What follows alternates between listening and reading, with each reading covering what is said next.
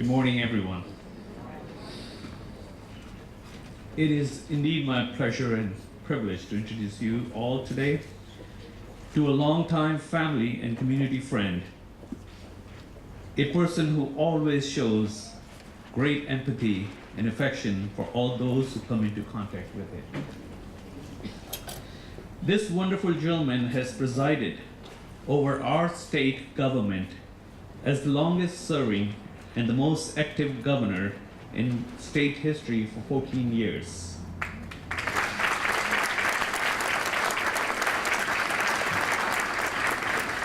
And he has given us over 3 decades of public service leadership. He has delivered on a vision for Texas that has put our state at the very top. So much so that if Texas was today a sovereign nation, we would have an economy larger than Spain's and nearly the size of Australia's. In fact, we would economically be the 12th largest country in the world. Ladies and gentlemen, please join me in welcoming my dear friend our governor, and as I said, the next president of our country, Honorable Rick Perry.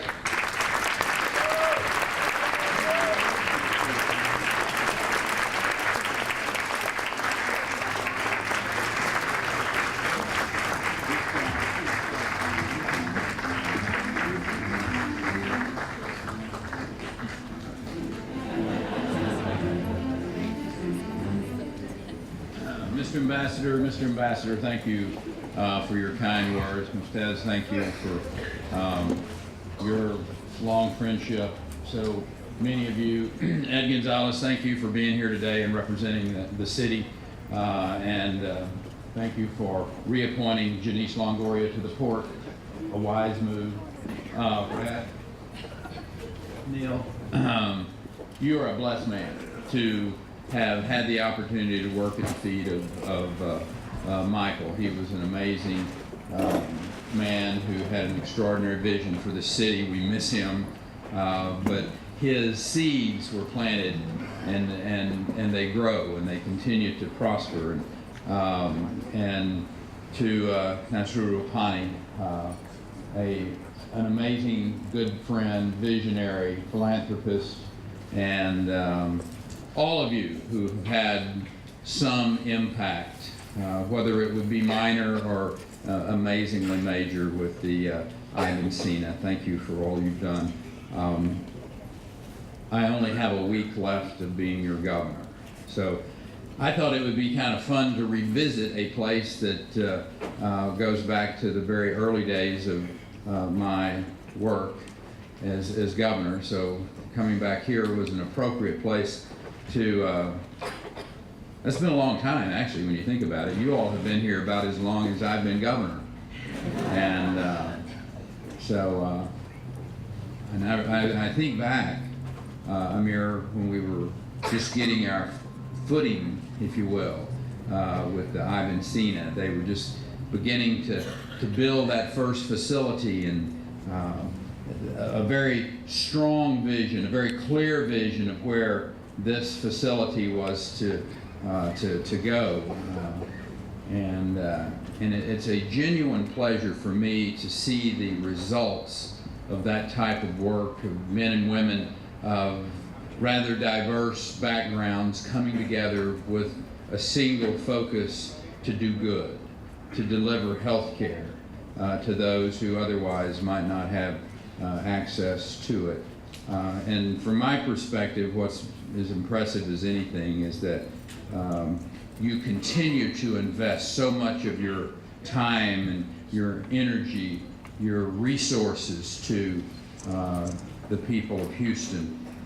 And you know, instead of just resting on your laurels, you've been working harder every day to reach more people, to make an impact on people's lives, to make them and their families stronger, healthier, even more than simply doing good for the community. You're also inspiring others by your witness of what happens when good people set about helping others.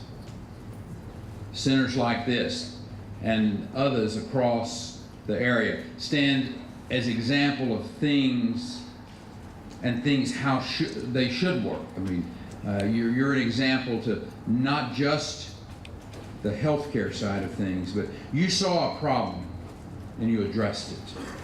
You came together, and I like to say the Texas way, and figured out how to make it work.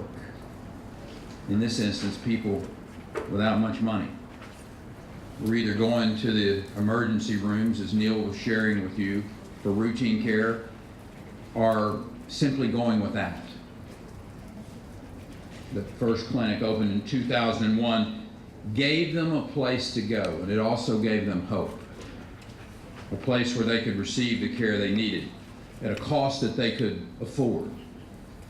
Staffed by some of the finest doctors in Houston, some of them in this room, donating their time, their extraordinary experience, utilizing the latest technology to cut costs when possible. You not only got the doors open, you kept them that way. That's better for Houston. It's better for our state. It provides a measure of relief for emergency rooms that previously had to either provide non-emergency care or deal with a critical case resulting from a routine condition left untreated for too long. It was a true grassroots solution to a societal problem.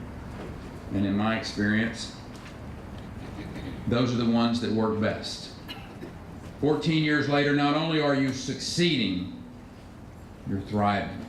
There are hundreds of thousands of area patients who have gotten the treatment they need to recover from an illness, from an injury, or for that matter, even a toothache in one of these 5 community clinics. Today, that number goes to 6. The important thing to remember is that this clinic is more than just brick and mortars. It's more even than the people who have worked so hard to make all of this possible.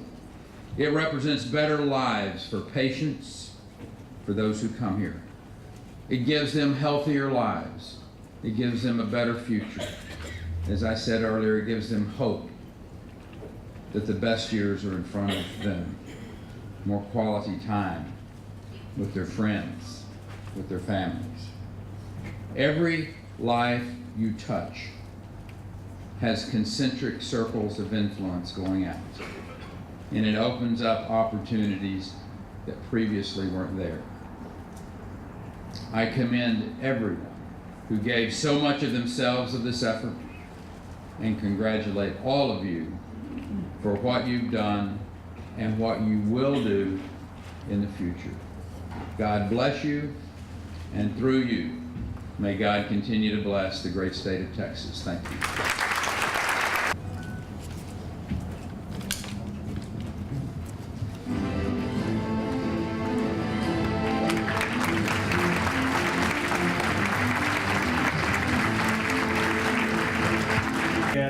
Who has given outstanding support to Ibn Sina for this wonderful project.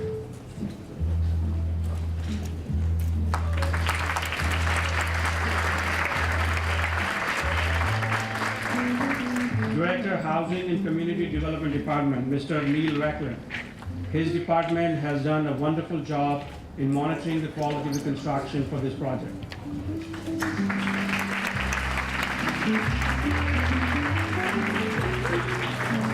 May I request Ms. Nicole Irvin from the Houston Endowment. Houston Endowment is a continuous partner for Ibn Sina Foundation for its operation support as well as capital programs.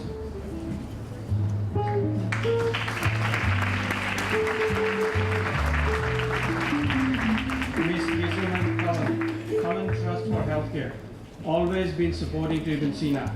Cullen Trust is the first foundation who has actually funded in a very small clinic since 2001.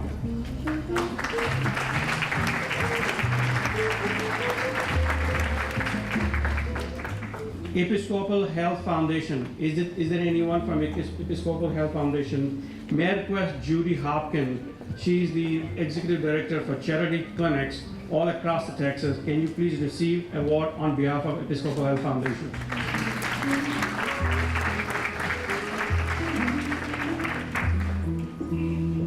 Ms. Amanda Cloud, Executive Director from the Simmons Foundation.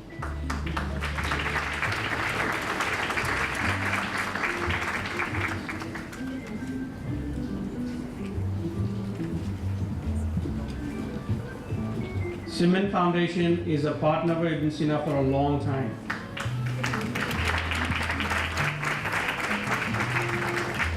Mr. Dave Antelseria, Housing and Community Development Department, for monitoring the construction of the project. He has been the manager at that time to monitor the quality of the construction.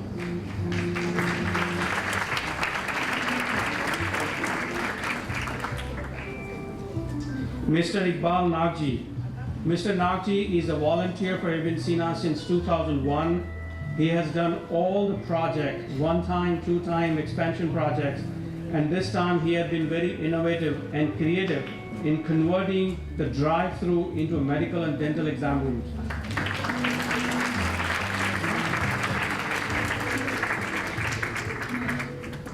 Mr. Iqbal M. Manji, Construction Management and Interior Design.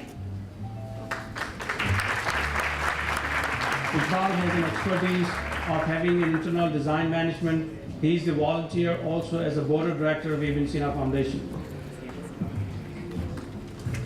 Mr. Khaled Kubari, TRZ Management. May I request Samir to please receive award.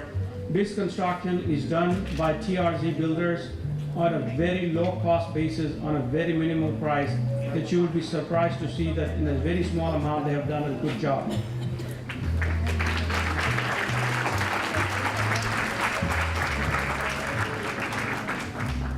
Dr. Wasim Ahmed from Department of State Health Services, Region 5 and 6, for his outstanding support on state-funded programs.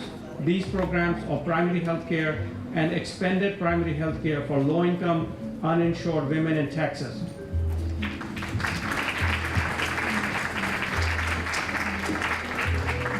Mr. Harun Sheikh from HRSS has given a great support in maintaining the financial management of Ibn Sina Foundation. Mr. Harun Sheikh.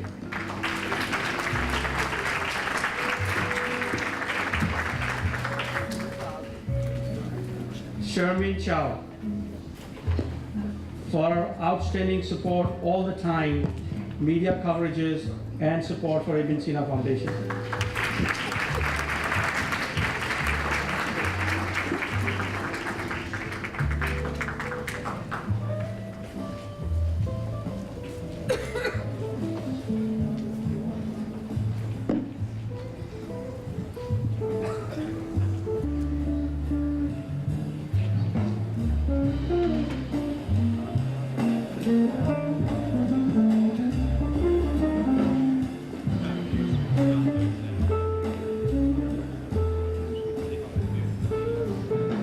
I have the honor and privilege to introduce one of the most important person of this foundation. He's the blood, brain, and body of the Ibn Sina Foundation, and that's none other than Dr. Ejaz Khwaja.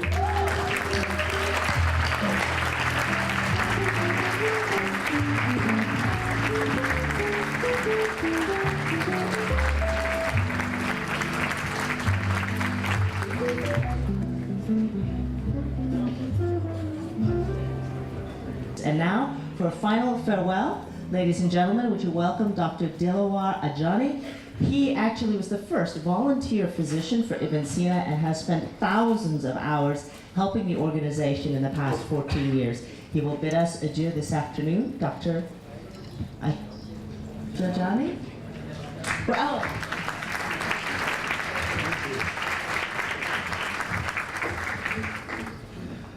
Well, ladies and gentlemen, I have been given the task to thank all those individuals and institutions that have been involved with the Ibn Sina Foundation. So sit back, relax, because we'll have a long afternoon.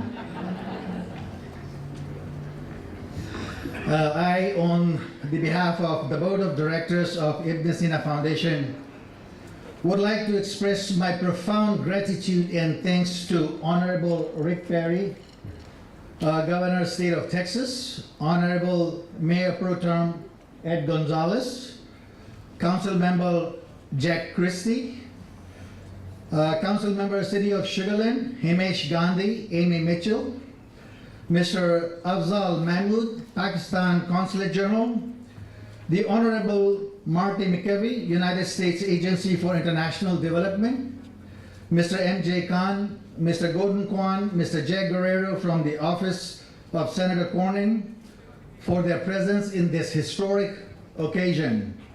Your presence this morning is the great source of inspiration to our donors and volunteers.